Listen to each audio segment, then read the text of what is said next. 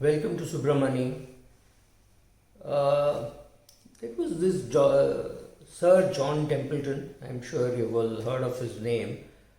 Obviously, the founder of Templeton Mutual Funds. He had some rules which he had made for investing. Right? There were 16 rules in all.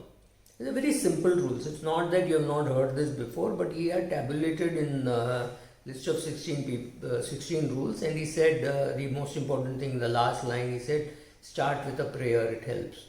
So that is true, but today we will look at those 16 rules and let me amplify them a little bit for you. So the first rule is rule number 1.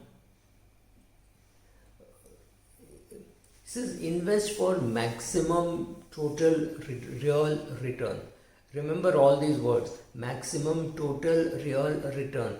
So when you are investing as a family, suppose you are a couple and with 2 children, and you have one widowed, one single parent, one parent has died and one person is still there, which means you are 1, 2, 3, 4 plus 1 plus an HUF if you have formed for taxation purposes I am talking about. So you are about 6 entities, and you have to try to create the maximum possible income in all the entities as much as you can. Now normally what happens is you end up having all the income in one person. So there could be one family breadwinner who is earning 50 lakhs or 1 crore or whatever, and all the others having zero income. Now that's true as far as working income is concerned. However, you can always create dividend income and interest income in all the other entities, right? So if there are 6 entities, 6 into 5, 30 lakhs is tax free in this country. That's not bad at all, correct? So what do you do for the, what do you do is when you are talking of, let's remember all these words, a real return. A real return means it has to beat inflation. It has to beat inflation after taxation. So which means your return which you get has to first pay tax, then beat inflation, and whatever is left is increasing your net wealth. So how does what does that do when you hear this rule? When you hear this rule, first thing is your savings bank account, bank fixed deposit, endowment plans, even your PPF, right? Everything is challenged. Everything, when you get the return, the nominal figure, you reduce inflation and reduce taxation. So if you are getting say 5.5% or 6% in a bank fixed deposit, minus inflation of very close to 6%, that's it, end of story. Go even worse. On that 6%, assuming you're paying 30% tax, that is 1/3 goes off as tax, you're left with 4%. Then inflation is 6%, so you've got minus 2%. Same thing for your endowment plan, same thing for your bank fixed deposits, right? Everywhere there is a hit. So what happens if you don't take inflation into account? Let's look at it this way.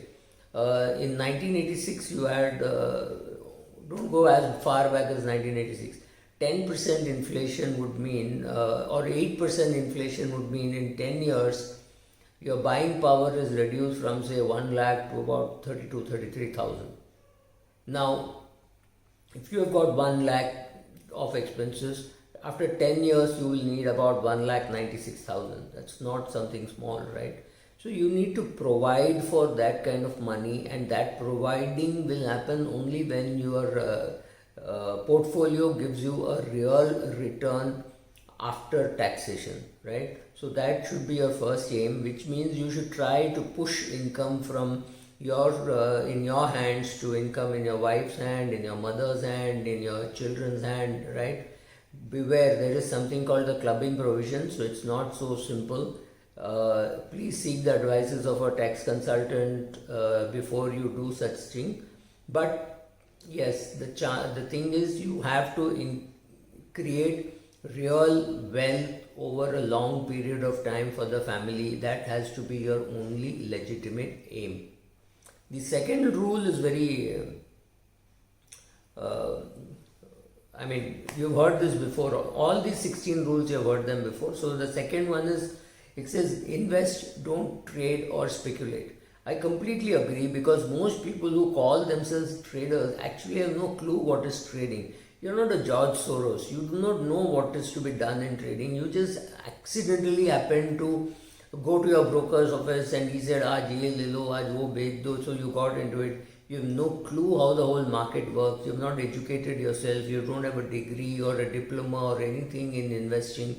You just accidentally, because some neighbors, friends, you live in a location where everybody does that. Say, if you're in Mumbai, in one of Mumbai's suburbs like Ghatkopar or Malad or Matunga, there are enough people who will do all this, right? So that's where you learn. But you're not a trader as a profession. Trading is a terrible hobby and a fantastic profession. Look at what it has done for George Soros. Now, don't go by him, he's an outlier, obviously, but do have a look at those kind of qualified traders who knew what to do. They are a very small minority. If you are not in that minority, if you think that you will play the markets, so to say, and you will make money, you're very sadly mistaken. This is not a place to come if you're just getting bored. This is not a place to come. This is a place where you come to learn. So you have to learn all those things before you become a trader.